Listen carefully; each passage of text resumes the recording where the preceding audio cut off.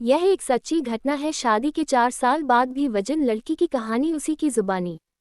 सुहागरात को उसने मुझे एक नया फ़ोन दिया। हम दोनों ही बहुत थके हुए थे, इसलिए तुरंत ही सो गए। खुशी के मारे मेरे पैर जमीन पर ही नहीं टिक रहे थे। चाहे इंसान हो या जानवर, प्यार की भूख हर किसी को होती है। लेकिन जब प्यार के नाम पर धोखा मिलता है तो बहुत दर्द होता है। ऐसा लगता है जैसे सारी दुनिया खत्म हो गई हो। ऐसा ही कुछ हुआ 25 साल की काजल के साथ, जिसकी कहानी सुनकर आपका दिल दहल जाएगा। काजल बताती है, जब मैं कॉलेज में थी तब दिल के दौरे की वजह से मेरी माँ की मौत हो गई थी। इस सदमे के बाद मैंने ऑनलाइन एक दोस्त बनाया जो जल्दी ही मेरा सबसे अच्छा दोस्त बन गया।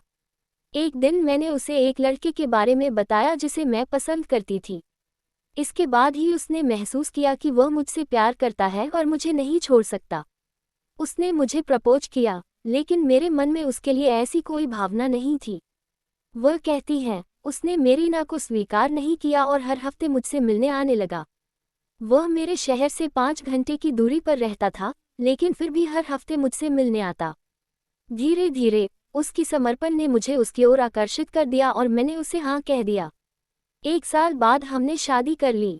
शादी की पहली रात को ही उसने काजल को एक नया फ़ोन गिफ्ट किया और दोनों थकान के कारण सो गए।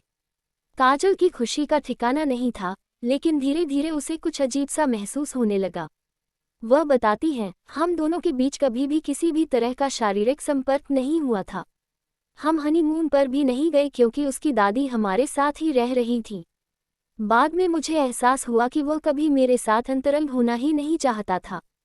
काजल ने कई बार इस मुद्दे पर बात करने की कोशिश की, लेकिन उसका पति उसे कोई स्पष्ट जवाब नहीं देता था। जब मैंने जोर दिया तो उसने मुझे थप्पड़ मारा। इसके बाद उसने मुझसे माफ़ी मांगी, लेकिन ये रोज की बात बन गई।